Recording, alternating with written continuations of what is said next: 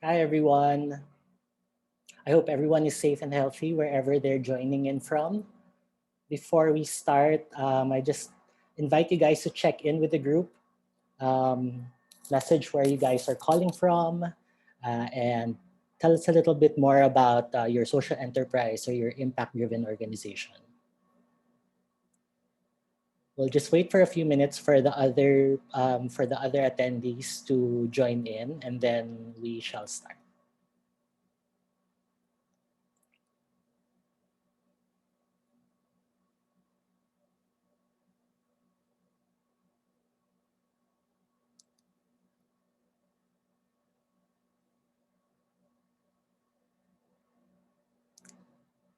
Hi to Oscar and hi to Princesita. Thank you for joining us today. Hi, June. Hi, June from Quezon City. And then Princesita is also from Quezon City, and Oscar is calling all the way from or joining us all the way from Pangasinan. So nice to have you join us.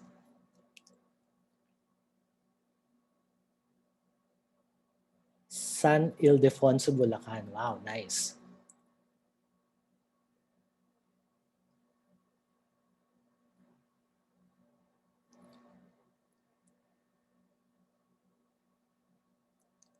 All right, let's start. So welcome to the first ever Sparkability Learning Series. My name is Patch Dulay. I am the founder and CEO of the Spark Project. We're a crowdfunding platform and we're also a website that enables creative and conscious social enterprises through learning and technology. We also work closely with other impact-driven organizations, collaborating with them on social innovation projects and programs. And for this particular installment of our learning series, we're happy to be partnering with the Social Innovation Group of Globe Telecom. The webinar today will be about financing your impact. So impact-driven enterprises are needed now more than ever in this pandemic.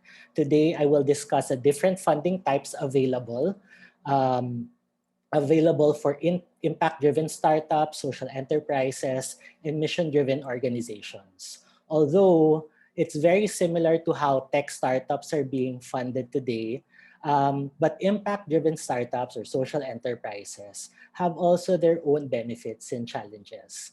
And I'll be discussing these in my presentation this afternoon. Also joining us later would be Bradley Pineda. He's the marketing manager for the ICT BPO and finance industry under Globe My Business. So just to introduce him quickly, in the past 10 years, he has managed multiple startups and small businesses spanning different industries, ranging from importation, medical supplies, construction, and food and beverage. He is also an entrepreneur and he is passionate about supporting SMEs and introducing new technology to make doing business efficiently and effectively. Bradley will be joining us later in the conversation and he will share his insights also about the topic.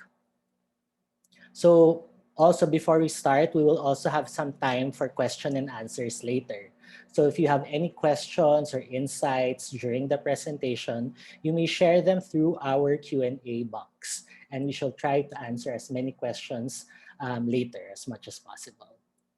So there. So hi, Craig. Thanks for joining us. All right, so let's start.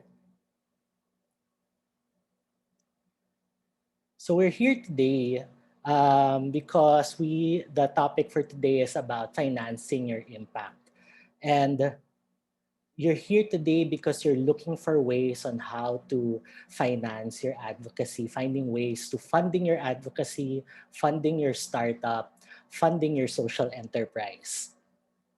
And right now, just to really get right into the topic, I have listed 1, 2, 3, 4, 5, 6, 7, identified 7 ways or funding types or financing types on how you can fund your impact project or venture. So I'll discuss them. I'll discuss each one as we go along. So as you can notice here also in this slide, is that as you move up, it would depend on the stage of your enterprise. Usually at the early stages, you have access to limited amounts of funds. So to start, when you're starting an enterprise or a social enterprise or venture, the options available for you usually at the beginning of your project is savings. So these are your personal savings. So you tap into your own pocket to be able to fund your project or your enterprise. So usually, yun yung usual path ng mga entrepreneurs when they're starting out. Or if you are an organization, you want to start something, you usually take the funding out of your own pocket first. And then next is grants. So specific to impact-driven startups, what's nice about us, social enterprises, is that the nature of our business gives us access to other types of fundings that other traditional businesses won't usually have access to. So these are what we call grants. So grants are basically free money or equity-free money. These funds or these funds come from groups usually, institutions, foundations that are more impact focused, and usually can access these types of funding through competitions. So this is very unique in a way for us social innovators because the nature of our work allows us to access this type of financing or this type of funding. And then next, as you move up, and usually when it comes to grants, the type of enterprises that the funders would want to grant have the funders have a specific focus area that they want to fund. Sabihin natin, this group, a foundation they are willing to give grants to emerging enterprises that are focused on women empowerment, or are focused to urban poor, to the urban poor sector, or let's say to education, or specific to technology. Later on in the next cell, I'll give you some examples of these types of grant giving programs. The next one is friends, family, and fans. Some people would say friends, family, and fools. But to describe this particular funding type, it's based on a lot of relationships. So it's driven by relationships rather. So usually you access this type of funding by approaching your friends, your family, and your fans or your immediate support network. And what's nice about this type of funding is that they support your project because they know who you are, they believe in what you do, and they give you access to money that's in a way patient, or what we call patient capital. Because compared to, let's say, banks, as we will discuss later, the financing in this level can be arranged or can be discussed, and you could have better terms when it comes to the financing at this portion. Usually kasi it's likely also that friends and family will give you money without expecting anything in return. But also, sometimes they give you money in the form of loan. But the difference here with the banks is that the loan might have better terms, like they might have lower interest rates, and you can pay it in a longer span of time. In that sense, it's more patient that way.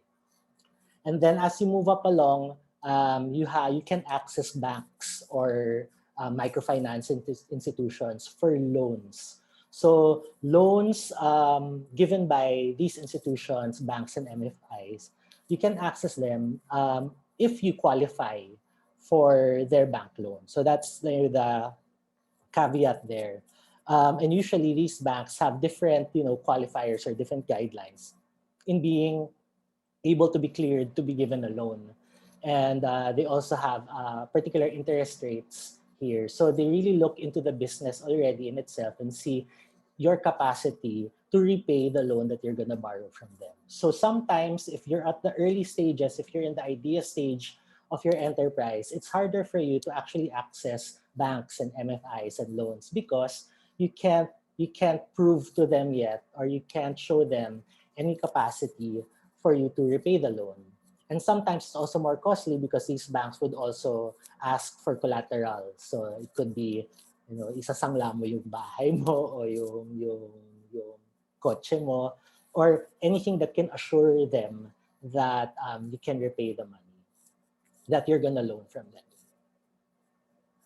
Then as we go to the next financing type or funding type, we have here incubators and accelerators. So these are groups, usually organized by groups, and their focus is really on enterprise development. So they have enterprise development programs that help grow your idea or your business.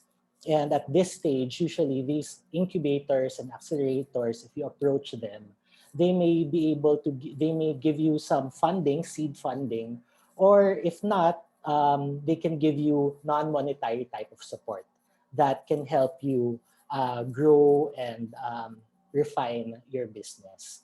To differentiate accelerators from incubators, incubators usually take in enterprises that are in the very early stage, so usually idea stage enterprises, social enterprises. And through the incubation program, they will help you figure out, let's say, a business model for that for your enterprise. For accelerators naman, to get into an accelerator, usually they are looking for enterprises that are already have already achieved a certain milestone. They they're already existing and they've already got traction in the market, they've already launched, and the accelerator serves as a way for them to scale. So it's like the accelerator program helps them accelerate their growth. So, but here in the Philippines, usually it's the line between incubators and accelerators usually are parang very thin. Incubators sometimes act like an accelerator, vice versa. And then next, as you move on, like so from an idea, you start to launch your business, and then your business already starts getting its first customers, and you get to achieve sustainability. You already have a business model. Then usually this would be the time that angel investors or impact investors would take interest in you.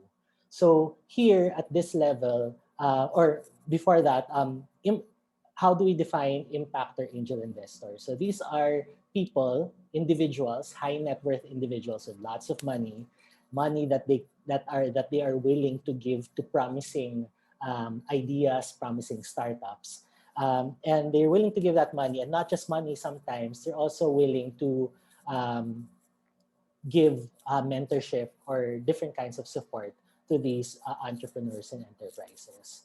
So when you access this type of financing or this type of capital, these types of angel and impact investors are attracted to the idea, and usually they also are looking at the founder or the entrepreneur if they're willing to also really invest in the entrepreneur mismo, and they can mentor them and all those stuff.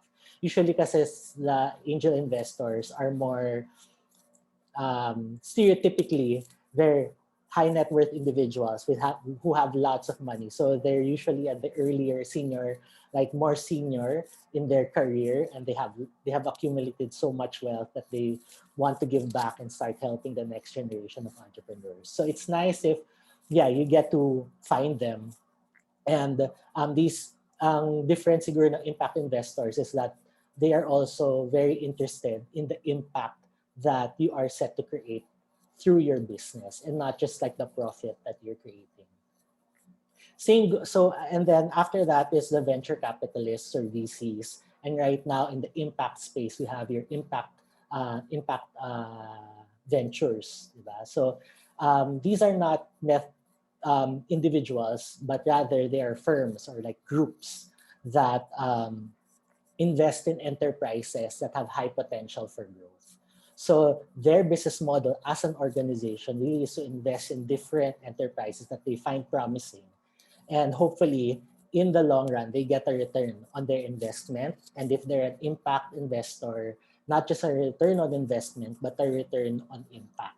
So for impact-driven ventures like us, or most of us here in the webinar today, what's nice to access, or what's nice with the things that I mentioned here, is that the type of capital that we can access are not just from people who are looking for a profit, but also for impact. So we'll also merit in challenges, of course, when it comes to that, because there aren't a lot of um, people and organizations who are also looking at impact. So it's medyo a diamond in the rough to look for them. But if you get to find them, then it would be a good parang meeting of minds or partnership. So as you can see here, just to visualize further, as you move down, or as you progress as a business, from idea to a full-fledged business that's ready to scale, the type of funding that are available to you at each step also varies. So at the beginning, of course, your own pocket, konti lang yan. And then as you move up, you can access bigger funding amounts, up to the last one, which can invest like millions and even billions of pesos, if you fit the type of enterprise that they're looking for.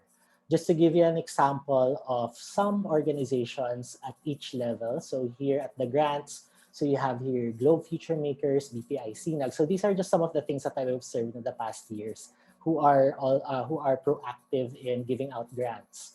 You also have Forest Foundation Philippines. Even Shell also recently launched their program here in the Philippines, giving out equity-free funding for promising startups. And then here you have your friends, families, fans, and then, of course, you have your banks here, incubators, you have here ESIP, the ESIP initiative. Just recently, I found out about Globe Ventures, who is looking to accept, or like who is looking to incubate and accelerate promising tech related ventures. And then we also have angel investors here in the Philippines, MAIN, which is the Manila Angels Network, investment network. They are a group of high net worth individuals, or individuals who are looking to pool money to fund promising startups. And then venture capitalists, we also have Kickstart, Core Capital also, and many others. Okay, so you'll also notice here, sorry, from as you progress, or as you grow as a business, and as you move up the different financing sources that you can tap, the less control also you will have for your business. So that's something to keep in mind, because the more you move into the higher levels of funding, it gets more expensive. Because if you're a startup, equity is what you can provide your investors. So equity is basically parang money that you don't have. So you're giving up ownership of your company. And with that, it also follows that you can give up economic rights to your business. So meaning you have to share also the profit with your investors. And then it's also possible that as you move higher, your voting rights, or the control of how the money is being used, will also be shared with your investors. Your information rights as well. So in terms of access, having your investors access certain information about your company, you're also giving that up as well. But of course, it all depends on how you discuss, the terms with your investors. But as a general rule, as you move up, you're really giving up something about your business in return.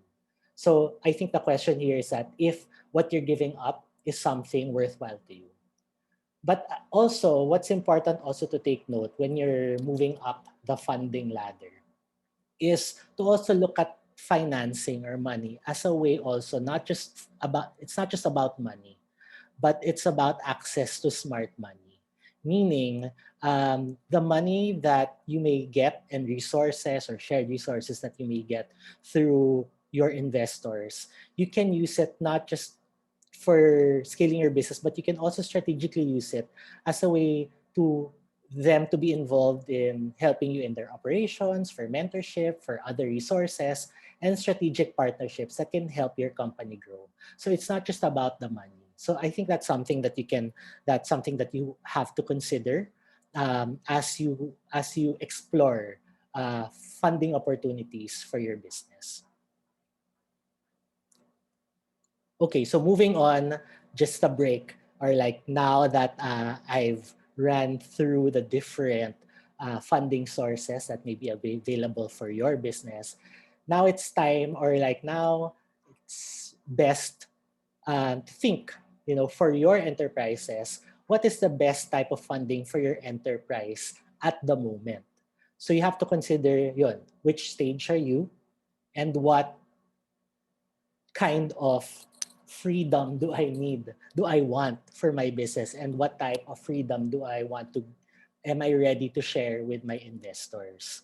So, so that's a question. If you want, I invite you to use the chat to share with me your answers to this question. So what is your answer to this question of mine? What is the best type of funding for your enterprise at the moment, or your organization at the moment? Is it savings, grants, family, friends, fans, bank loans or loans, incubator, accelerator, angel investment, or VCs?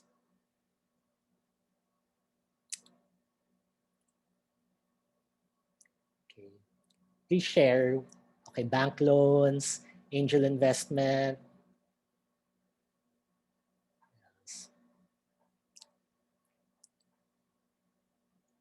savings and grants. Okay, savings. Okay, perfect. Yeah, especially when you're in the beginning, at the initial stages of your business. Like for me at Spark, when we were starting out, it was really savings, and we also entered into a grant competition, which allowed us enough seed capital to get things rolling. So, and then as we were able to refine our idea and also get access to our first customers and refine our business model, that's when we started. Actually, we haven't tapped into any type of loan yet. But as we were able to refine our business, that gave us access to different incubators and accelerator programs. Looking for angel investors and VCs too, because tech costs. Yeah. Grants. Okay. That's nice. Okay, so let's continue. So if you're wondering, what opportunities are present in this space. So just allow me to share with you some insights lang. If you are at this stage of exploring lang what funding, or what, if you're a business, what type of business would be attractive to funders, allow me to share with you this diagram, or like this visual. So I would categorize an enterprise into four. So depending on how tech-based they are, and also in terms of impact. So we're talking about impact in the impact space. So you can categorize your enterprise having low tech, low impact. So meaning and a good example there is agriculture. Kunwari lang, the very, very basic agriculture. Because some agriculture enterprises are also venturing into tech. So they would be more high tech, depending on, they might fall here. So I would describe, so just to run you through the different types. So you could be low tech, low impact, high tech, low impact. Meaning pag low impact, ibig sabihin nun, mas for profit ka. Wala kang masyadong impact na social impact that you're trying to answer. So there. And then you have here low tech, high impact. So you're not using much tech, but in terms of the social impact that you're creating through your business, it's high. And then you have here the last one, the high technology, high impact. So you use technology to be able to create also high social impact through your business. And right now here in the Philippines, yeah, for the past year, I've been just observing the different funding sources and enterprises that are available. You'll see here that there is a large funding or there's a large investment money available in this area, the high tech, high impact space. However, if you look at the current uh, ecosystem, we have also we have social enterprises in this area na low tech, low impact. So, and then this is the sweet spot where it's high tech enough and high impact enough that um, investors would want to take notice and would want to invest in. So if you're a social enterprise or if you're an aspiring social enterprise, this might be a good insight on what kind of uh, business you would want to grow. Or if you're still conceptualizing, you might want to check, you might want to use this as an insight to where you want your business to go and what type of business or what type of social enterprise you would want to create. All right. At you'll notice also here, there's some parang you'll notice that there's a missing middle. Like nobody wants not so much. There aren't a lot of funding sources available for these people, for these enterprises, and also these funders who have lots of money can't seem to find enterprises that fit their bill. So parang there's a missing middle. And what I propose or what I'd like to kind of like introduce is crowdfunding. Like, how about crowdfunding or in the crowdfunding space? Like, how can crowdfunding help manage or help bridge this gap that I shown here? Sorry, that I've shown here, that I'm showing here. So you'll notice here, you have here all your here your different funding types that I discussed a while ago, right? But meron pa ring middle. So you have your early stage dito, you can access this. And as you're growing and if you're scaling, you can have access to this. Pero dito sa gitna, there's really none.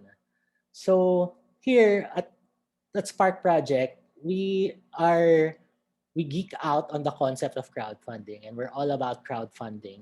And if you're being introduced to this concept for the first time, crowdfunding is basically pooling small amounts of money from a large number of individuals to fund a project or a venture. So it leverages also on technology through the help of social media and e-commerce that it makes the funding, the pooling of money, more accessible to more people and more and it could reach more people as well. More accessible and also more convenient. So in the past 10 years, crowdfunding is changing the way entrepreneurs launch and finance their different projects. So with crowdfunding, it actually could cover all the different types of funding that I mentioned a while ago. And it could be that mediator, that bridge to be able to answer that missing middle. Um, Crowdfunding has four major types, and this will cover the funding types that I mentioned a while ago. So here, the four main crowdfunding types of crowdfunding is donation-based crowdfunding, rewards-based crowdfunding, loans-based, and equity-based crowdfunding. Just to explain each one, donation-based is ideal for nonprofit organizations. These are projects or like crowdfunding initiatives that focus on nonprofits, personal causes, and also community-based projects. So the people who fund these projects are people who have more altruistic motivations and they just really want to help So you've seen a lot of those recently. Actually, at Spark, we've had fundraisers for our frontline workers, and just last weekend for students and teachers as they go back to school. So donation based, so donation siya. Next is rewards based. It's similar to donations, pero it's more appropriate or it's more suitable for startup businesses, or those who are in the very early stages of their business, trying to launch their first product or service. And it's like a donation, but in exchange of the money that these backers or these supporters give to the project, they get something in return, or what we call rewards. So usually, as an enterprise or a startup business or social entrepreneur, usually in exchange for the money that they get from their backers, they give the product. They use it to pre-sell their product. So that way, um, they don't have to cash out, 'di ba? If their only option now is their savings or out of pocket, kahit papano, natutulungan ng rewards-based crowdfunding yung financing ng kanilang project. They don't have to shell out so much money at the beginning. And they can use it to be able to produce their first batch of products.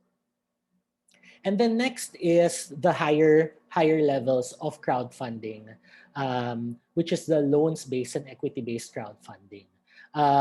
They're similar. So as a group, they're investment-based crowdfunding.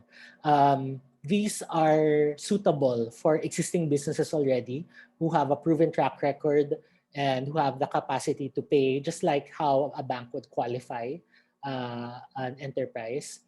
And equity-based in exchange. So for loans, it's a loan. So you have to repay it over time. And for equity, you're giving up ownership or equity shares in exchange for the money that your investors will be giving you through the crowdfunding activity. And at this point, well, at us at Spark Project, we are working on activating this service. Right now, we don't offer it just yet. Last year, the Securities and Exchange Commission finally put out regulations for loans and equity-based crowdfunding. So, yeah. And so when we get to be accredited, we will be able to offer this sometime soon. So that's something to look forward to. So just to give you some examples of success stories or enterprises that have found success in crowdfunding, well, in the past 7 years that Spark Project has been operating, we've been operating since 2013. Most of the projects that we've had are product-based businesses, social enterprises. We've also had some nonprofits who have used the site. It's also perfect for artists and creatives.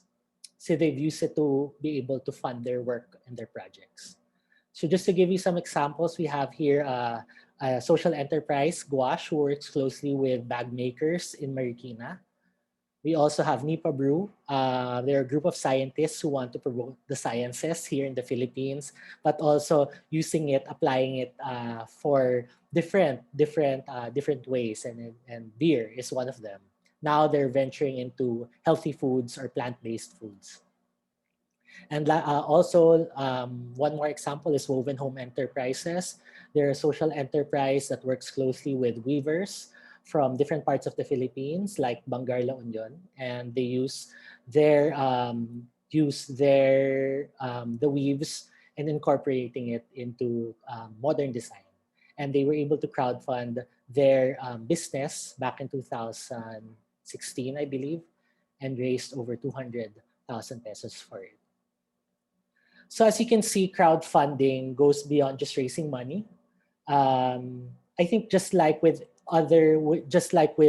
the investments that I mentioned a while ago, or like the different funding sources that I mentioned a while ago, don't look at accessing funds as just to finance something. It must also work for you. It must also have some non-monetary benefits for it to be worthwhile. So crowdfunding could be used to accelerate your launch. It is a way for you to build a community around your work, and because it's crowdsourced, you can It's a way for you to get feedback for your business and validate your business. And since it's a very public way of raising funds as well, it gives you certain exposure and opens you up to other opportunities. And then some things to keep in mind, of course, when we talk about money and we talk about crowdfunding, you have to be able to be responsible in doing this and you have to know what you're getting into. So some um, key points that you have to consider before you crowdfund or even search for additional investment or additional financing for your company. You must remember certain things. First, well, this is the number. First is specific to crowdfunding. Crowdfunding is a very public way of raising funds. So if you're the type of person who's shy and is also very secretive with the idea, crowdfunding might not be the best type of activity for you. And then crowdfunding is not magic fundraising. It's really network fundraising. That's why the friends, family, and fans it really plays a big role in creating a successful crowdfunding campaign. And when you do a crowdfunding campaign, it requires a lot of hard work and preparation. I think just like as you pitch your business to different investors, ganun din, it's the same process. You really have to prepare for your pitch, you have to prepare for the legwork, and you have to be willing as a project creator, as the entrepreneur, to put in the hard work so that you can reap the benefits of your efforts, which is funding and the additional non-monetary benefits. And then when you do crowdfunding, it's important to note that it's not just an online activity, but an offline as well.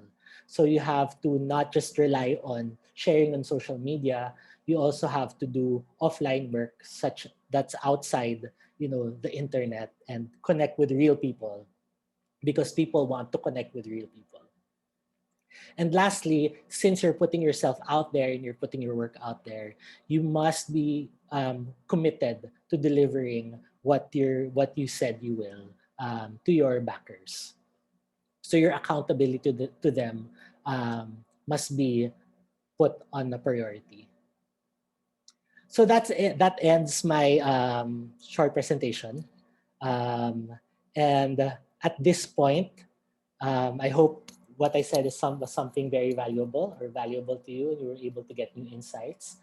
And at this point, I'd like to um, call on our friend from Glow My Business to chime in and provide his insights on the presentation. Bradley, are you there?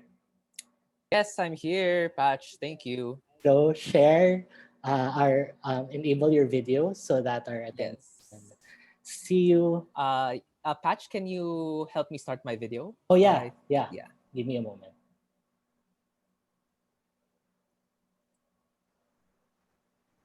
Okay, wait. Let me just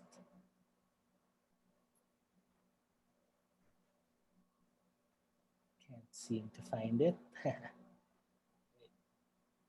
Well, while Patch finds a way to solve the technical problems, I'd like to thank everyone for attending. Financing a business is really hard, but if you guys are serving a need, it's really great. I like the word impact startups, social enterprises. More than ever right now, after the COVID pandemic, I'm sure there are a lot of people that will need our help. And I believe that there's a lot more people who would actually like to help, but they don't know how.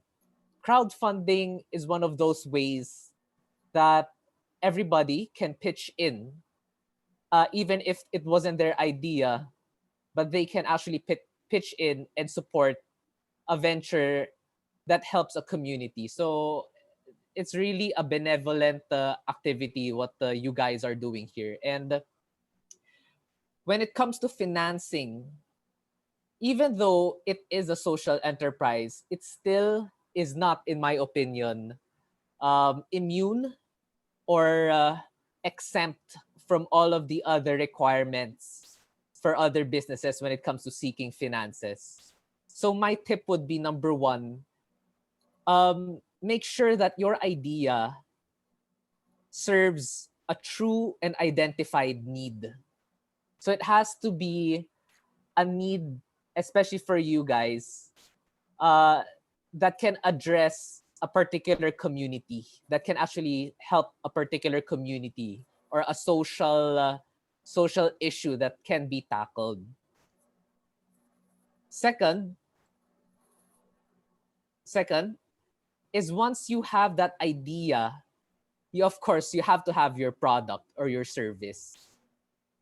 And once you have those two down and you have of course a business model, you'd want to present it to other people first.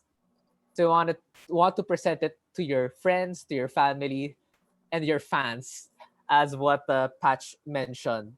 But crowdfunding is really a great way um, to actually for it to be your social proof.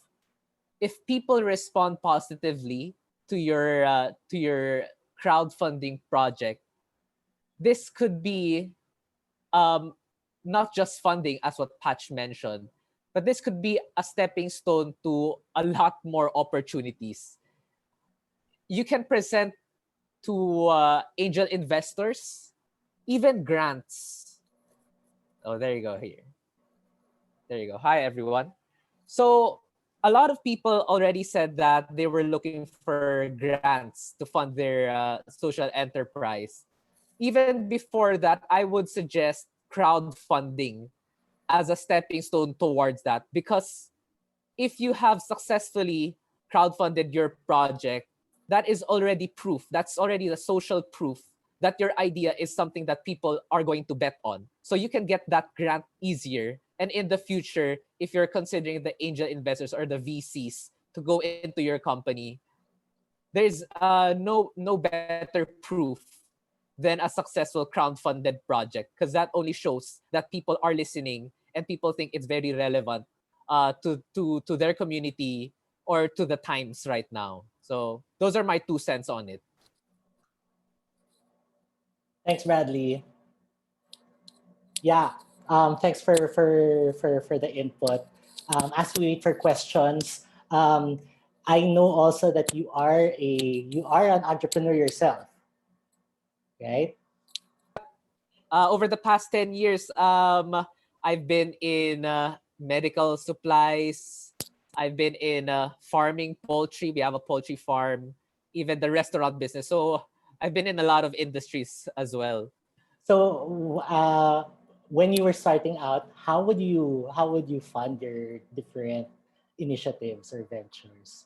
Well, back in the day, we didn't have crowdfunding yet. So I really relied on the 3 Fs: friends, family, and fans. So, Mhm. but for the restaurant, what I can say, this is like the crowdfunding, the social aspect of funding, even before crowdfunding, was you cook for people. You let them try the food. If they like it, if they say na, Oy, I'll go to your restaurant, I'll support your business. That's basically half of crowdfunding. They didn't give you the money, but they gave you the confidence. They gave you the social proof that I was talking about, Yeah. which will actually allow you to know to grow your business even further. Yeah, that's true. You know, the although the term crowdsourcing and crowdfunding is something that we've coined in the past 10 years lang, the concept behind crowdfunding is and crowdsourcing is something naman that's been ingrained, or like that's something that we're all familiar with already. And to your point, it's very social. Parang when you're Yeah. starting a business, let us not forget that the best way actually to get your stuff out there is to let people experience whatever product or service you may have, and get their feedback and improve on it, and eventually grow your business from there. Yeah, exactly. And I like to add something else. I've seen other companies in the US do this. Crowdfunding, it's not just for startups. You can actually, when you want to expand your business, you want to add a product or service, do another crowdfunding campaign, Yeah. because that will actually reinforce that your brand is still relevant, and this new product that you're coming out with is still relevant to the community and to your audience. Yeah. So you can always do this at any point in your business. That's true. When it started, a lot of these businesses saw the opportunity to be able to use crowdfunding to launch their business or launch their first product. But because the whole activity is so empowering, they they use it as part of their business model already. That every time they launch something, they do a crowdfunding campaign for it. And because parang the aside from the funds that you get out of the activity, it also it allows you to reach your fans and your first customers for the product. And then we call them na professional crowdfunders kasi it's really, they don't launch anything, they only launch a new product or service through crowdfunding. A lot of Yeah, it exactly. started. Yeah. Yeah. Let's get into the questions. We have some questions over here. One is, I was wondering if there was a resource to know about the competitions for grants. Where can we find about them? So you'll see a lot of it in social media. Unfortunately, parang I feel like there's a need nga. Actually, that's something that we're working on to be able to collate the different opportunities, like the different grant competitions that you can apply to. But top of mind, especially now, the themes that I see with the competitions now that are the groups that are giving out grants are COVID related. So it's really a good time for social enterprises or those who are looking to start an enterprise that's impact driven to get a hold of these competitions. Like I know Facebook just launched Facebook for Business just launched parang a grants. Parang they're giving out credits for you to help you promote. If you're a small business and you want to promote during this time, you can check out Facebook for Business. They have that. And then they have, like, I know Habitat for Humanity has a grant for shelter. We have what else? You might want to also check the different aid organizations like USAID or USAID. They also have different programs. Usually they don't get to promote it as much. So you really have to kind of like look into their website and see what opportunities are there. But yeah, to point you to the right direction, you might want to check if usually corporations would have a CSR initiative or like a social innovation initiative. In fact, I know Globe has a Globe Future Maker program. They're always on the lookout for social innovations and social entrepreneurs that they can support and integrate into the bigger Globe ecosystem. You might want to look into corporations. You might want to look into foundations also. Philippine Forest Foundations are looking for projects that are related to environmental sustainability, those kinds of things. Yeah, so I think those are the low-hanging fruits or the places that you can try to check out for funding opportunities.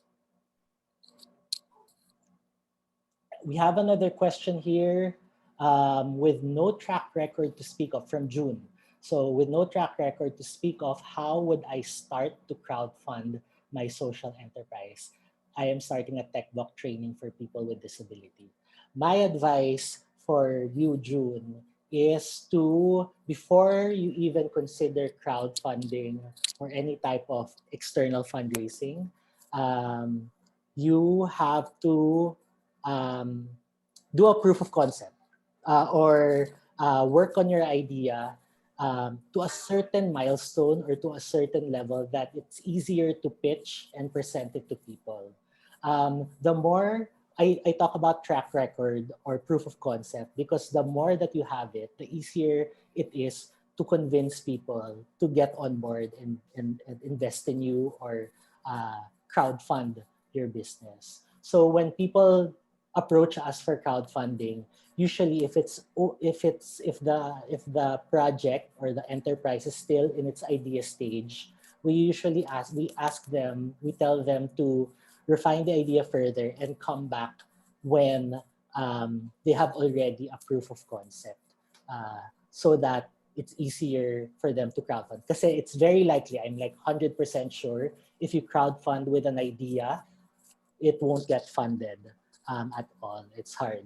And then I also point out the importance of having a community or a crowd that's also always your starting point, your friends, family, and fans. So when you're crowdfunding or if you're starting this crowdfunding activity, sila yung first people na lalapitan mo to ask for support. So now that you're preparing for it, as early as now, you have to start building that community already so that when you launch, it's easier to mobilize them.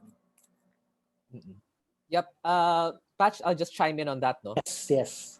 So as per Jun's question, if you don't have a track record, so it's really very important to have that proof of concept because as I mentioned earlier, even if it's a social enterprise, the moment you are asking for funding, people will ask, what is your plan? And whether big or small, this is something that people will ask. We're not exempt from that, no? So aside from the proof of concept, you have to have your business plan. So the business plan will, of course, look at what is your big idea, what is the need or the issue that you are trying to solve. So that's number one. Then number two is what is the current external and internal situation. So what's happening in your community? Why do they need it? And then internally, who am I to be actually advocating for this product? You need to also build yourself up. And then the proof of concept, that's basically like your operation or your marketing plan, and you will need that whenever you approach people to ask for funding, even if it's still a crowd sourced funds. And it's actually, for me, it's even more important. As I mentioned, crowdfunding is really social. And think of crowdfunding like you're posting on Facebook. Hindi pwedeng text lang. You need pictures, you need videos, you need to be creative when you're asking for crowdfunding, and that's what actually makes it exciting. It's easier. It has to be very easy to understand. It's like you're scrolling through your Instagram or your Facebook feed. So that's what you need to do first. Again, approach your friends, family, and fans. Maybe do a pocket-sized experiment first with um, people with disabilities that you can actually tap, take pictures in a classroom, and then map out a plan for the next 3 years. How will you actually grow the business? Starting with one classroom, one session, the one you're taking pictures of right now, and look 3 years forward. How can you make it nationwide, right? Or into at least a region mo pa lang. So that would be a really good advice. I believe that you can get your idea funded. Yeah. Thanks, Bradley. Here's another question that I think that you can answer. Since we're talking about business plans already, and then when it comes with business plans, you always have to have a value proposition, right? Mhm. Like in any business, you have to have something that you are provide. You have to have a proposition that provides value to your prospective customers. So the question by Janine here is, can you give me advice on how startups or social enterprises can strengthen their value proposition, especially if they prefer to be self-sustaining and not funded by investors who will take equity? Okay. So let's start first with the value proposition. Number one, what we need to identify first, who are your customers? So be very clear. Remember, when we're trying to do a business, at the start, we do not aim to please everybody because we have to be relevant to a handful of people or run the risk of being relevant to none at all. So be very specific with the target market. Create your customer profile. Start with the demographics, male or female, married or single, what's the age, what is their lifestyle, what is their behavior, all right? And then figure out their pain point. So this is like a buzzword always in marketing, in business development. What is your customer's pain point? If for example they say, I lost my job because of COVID. I'm a teacher. Let's say for that example, and I live in a rural area. I have trouble with connectivity. What is their pain point there? Always read between the lines and get the customer insight. customer insight are not data. They are not facts. They are the reason behind why those facts are actually happening.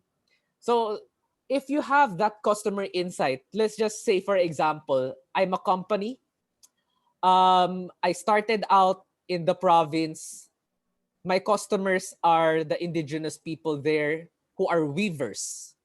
Their problem is um, uh, they don't have a source of income. That would be a pain point. They don't have any other means of income because they're in the rural areas and all they know is weaving. Then you come in and say, "Oh, I know, I have an idea to solve that pain point first. You have no income, maybe my business would be to actually get what you know, the weaving, and connect them to a source of income. That would be a pain point that you are trying to solve. But the insight there would be they have to look at the profile. What are they trying to achieve? Because they have a family. They need to earn income because they have a family. They need to earn income because they are the breadwinners. So that's very important. And then from there, you create your value proposition. And a value proposition would sound something like, um, I would like to be the partner for this weaver so that they can provide the daily sustenance for their families. And that's very deep. It's not just the value proposition is not I will create a platform for them to sell their weave goods. Do you understand what I mean? It's not very that's very superficial. Always think about what is their pain point, what are they actually trying to achieve by earning an income, and that is taking care of their family. And that would be always your value proposition. Mhm. Now, for your second point, you want to be self-sustaining. Well, it depends. If you have the funds right now to grow your business, then why not? 'Di ba? Then why not?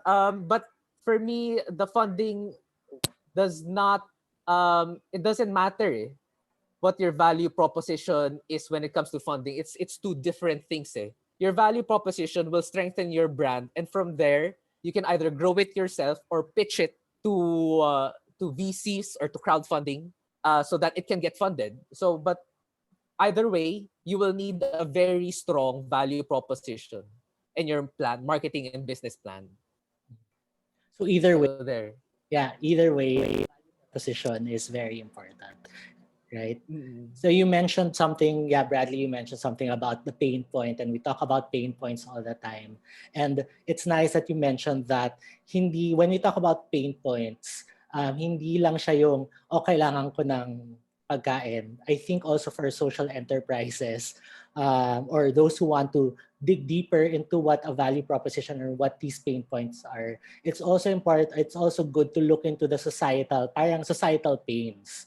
And I think doon din gumagalaw mga social enterprises eh. They exist and they start an enterprise or a business to answer a certain social pain that collectively is experienced by people. So so aside from so you have here your product. So if your product is, just to give you an example, one of the participants here is the founder of Bayani Brew. So you have here a drink. So a drink, what the pain point of a drink is it quenches thirst. So that could be, a kind of like a shallow commercial value proposition. Like you have good juice, Filipino-made juice. But in terms of the social pain point that they want to answer, they want to be able to provide livelihood to rural poor communities or nanays and those that sector of marginalized groups. So parang having those two things um, would help strengthen collectively your value proposition as a business. And I think, yeah, parang to Bradley's point, parang if you have that, um, you you have that parang business in place, all the different moving parts of having a good product, pricing it properly, and being able to run your operations, then you can actually sustain it. You might not have need for funding. But I think the value of having funding eventually in your business is it allows you to scale or to grow your business.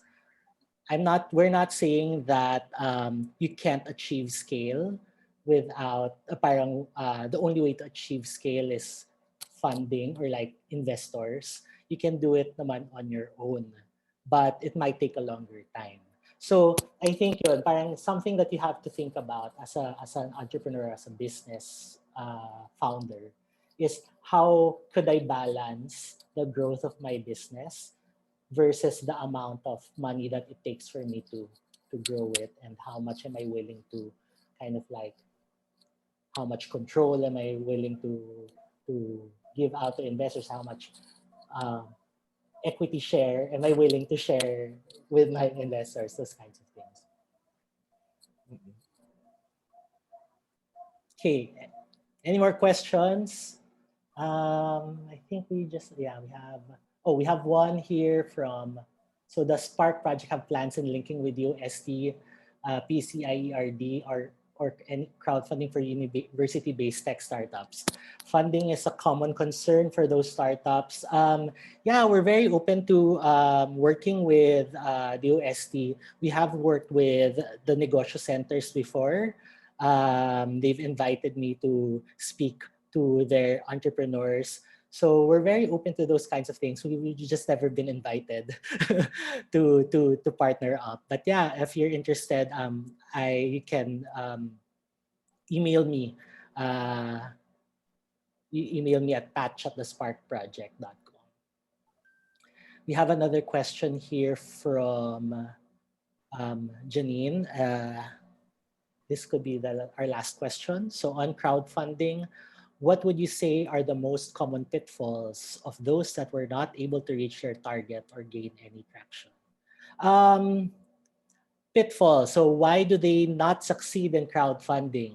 So one is it many factors to So one could be the value proposition itself. Maybe the product itself is doesn't answer a certain pain point, and the audience or the market hasn't been identified properly, that it doesn't attract any supporters or backers. With crowdfunding, that we also put a premium on the product or service that is being crowdfunded. It has to be able to stand on its own.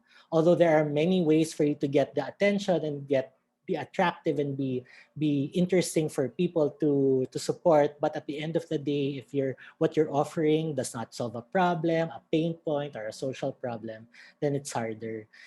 It's actually social enterprises are more advantageous at a certain degree when it comes to crowdfunding, because it allows you to share more than just the product itself, but the story behind the product, or the reason behind why you're doing it. So we that would include talking about the social pain point that you're trying to answer. So it's not just a commercial or a commercial product they're trying to push to the market. And so another pitfall is that they don't prepare as much as they should have.